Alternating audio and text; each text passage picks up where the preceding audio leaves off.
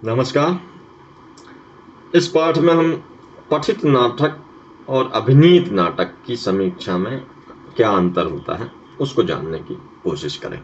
किसी नाटक का पाठ और उसका मंचन दो अलग बातें होती हैं। नाट्य रचना या नाट्य प्रयोग दोनों के संबंध में विस्तार से पिछले पाठ में हमने चर्चा की थी, परंतु यहाँ इसका उल्लेख करना आवश्यक है कि जब हम किसी मंचित नाटक पर उसकी समीक्षा की दृष्टि से विचार करते हैं तब हम रंगमंचीय कार्य की भी समीक्षा करते हैं।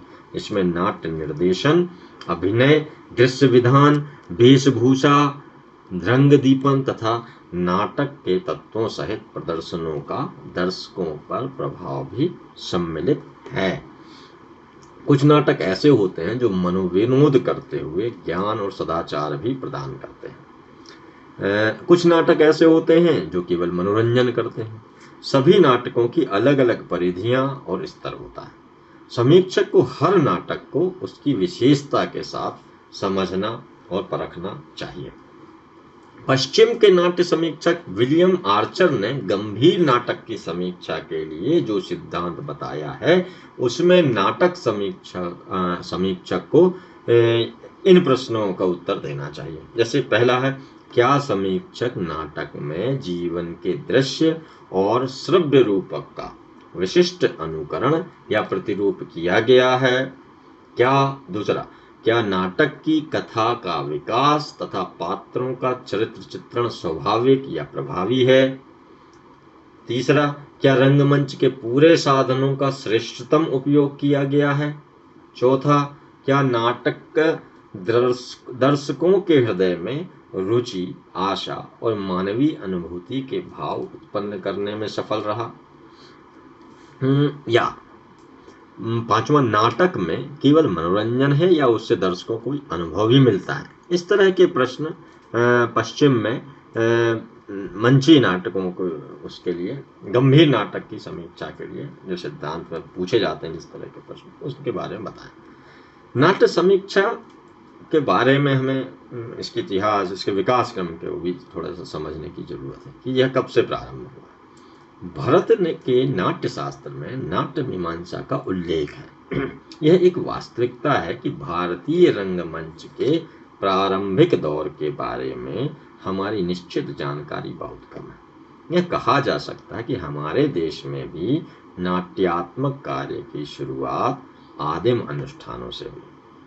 वैदिक युग के यज्ञों से संबंधित कर्मकांड में नाट्य जैसी कई स्थितियां और क्रियाएं थीं। ऐतिहासिक युग के बौद्ध और जैन ग्रंथों में साधुओं के लिए नाट्य प्रयोग देखना वर्जित कहा गया है, जिससे आभास होता है कि ऐसे प्रयोग इतने आकर्षक होते थे कि उन्हें देखने पर तपस्वियों के मन चंचल होने की संभावना थी। ईसा पूर्व 4वीं शताब्दी में रचे गए पाणिनि के विख्यात ग्रंथ अष्टाध्यायी में नटसूत्र और नाट्याचार्यों का उल्लेख है।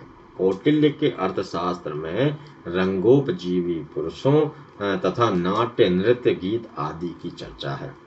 उक्त सभी संदर्भ ईसा पूर्व 5वीं 6वीं से लगाकर 2री 3री सदी के हैं, जो इस भारत में रंग कार्य की परंपरा का अत्यंत प्राचीन होने को सूचित करते हैं।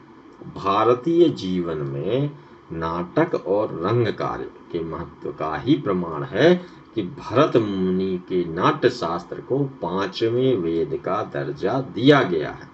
उरुभंग, स्वप्नवासवदत्ता, अभिज्ञान शाकुंतलम, विक्रमोर्वशीयम, मृच्छकटिकम, मुद्रा राक्षस, उत्तर रामचरित आदि संस्कृत नाटकों की लंबी सूची के आधार पर यह सहज ही अनुमान लगाया जा सकता है कि इन नाटकों का विश्लेषण अथवा मूल्यांकन अवश्य किया गया होगा। यूरोप में ईसा पूर्व 5वीं शताब्दी से इस प्रणाली का प्रचार माना जाता है। त्रासद के सिद्धांतों का सर्वप्राचीन व्यवस्थित विश्लेषण अरस्तु के काव्यशास्त्र में मिलता है। सिसरो, क्विंटिलियन और आउलस गिलियस तथा होरेस की रचनाओं में नाटक के संबंध में विवेचन मिलते हैं। पुनर्जागरण काल के सभी समीक्षावादियों ने कैथारसिस, विरेचन तथा अरस्तु व होरेस के सिद्धांत को नाट्यालोचन का आधार बनाए रखा। इस काल में फ्रांस में रंगशाला की दृष्टि से नाटक पर विचार होने लगा। मोलियर ने आनंद देना या मनोरंजन करना ही नाटक का सबसे बड़ा गुण माना। एलिजाबेथियन काल में शेक्सपियर ही नाटकीय पूर्णता का प्रतीक मान लिया गया। लॉसिंग ने इंग्लैंड में सन 1767 में नए राष्ट्रीय थिएटर के नाटकों की जो समीक्षा लिखी, उसे ही वर्तमान नाटकीय समीक्षा का प्रारंभ समझा जाता है। बर्नार्ड शॉ ने इस समीक्षा प्रणाली को अपने नाटकों की भूमिका द्वारा तथा उस काल विशेष के अन्य नाटकों की समीक्षा के माध्यम से विकसित किया। हिंदी रंगमंच का प्रारंभ ईस्ट इंडिया कंपनी के साथ शेक्सपियरियन थिएटर ने भी भारत में प्रवेश किया तथा 18वीं सदी के उत्तरार्ध में धनाढ्य पारसियों ने इस थिएटर को अपनाया तथा मूनलाइट, न्यू अल्फ्रेड थिएटर आदि पारसी नाटक कंपनियों मुंबई, कलकत्ता आदि नगरों में ये स्थापित की। इन नाटक कंपनियों ने शेक्सपियर के नाटकों के अनुवाद और पौराणिक कथानकों पर आधारित नाटक खेले। नारायण प्रसाद बेताब, आगा हर्ष कश्मीरी, राधेश्याम कथावाचक उन दिनों के प्रमुख नाटककार थे। धनाढ्य पारसियों द्वारा अपनाए गए इस रंगमंच को पारसी रंगमंच कहा गया। यह हिंदी का एकमात्र व्यावसायिक रंगमंच था। यह रंगमंच शेक्सपियर की नाट्य शैली पर आधारित था, जिसमें प्रखर हाव भाव, चेष्टाएं, अति नाटकीय स्थितियां, संगीत और प्रहसनात्मक अंश होते थे। सन 1865 में भारतेंदु हरिश्चंद्र ने नेशनल थिएटर बनारस के लिए अंधेर नगरी नामक नाटक लिखा। नाट्यविद पारसी रंगमंच से ही हिंदी रंगमंच की शुरुआत मानते हैं, परंतु लोक नाट्यविद इससे सहमत नहीं है। उनके मतानुसार हिंदी रंगमंच की शुरुआत लोक नाट्यों से हुई।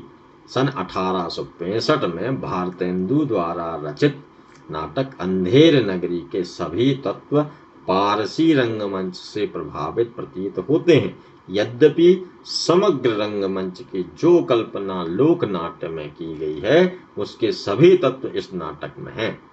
19वीं सदी के प्रारंभ में मूक तथा उसके बाद वाक फिल्मों के प्रादुर्भाव से पारसी रंगमंच को झटका लगा और उसके सभी कलाकार, लगभग सभी कलाकार फिल्मों में चले गए। 19वीं सदी के पूर्वार्ध तक जयशंकर प्रसाद, हरिकृष्ण प्रेमी, उपेंद्रनाथ अश्क, अनेक नाटककारों ने हिंदी रंगमंच को समृद्ध किया।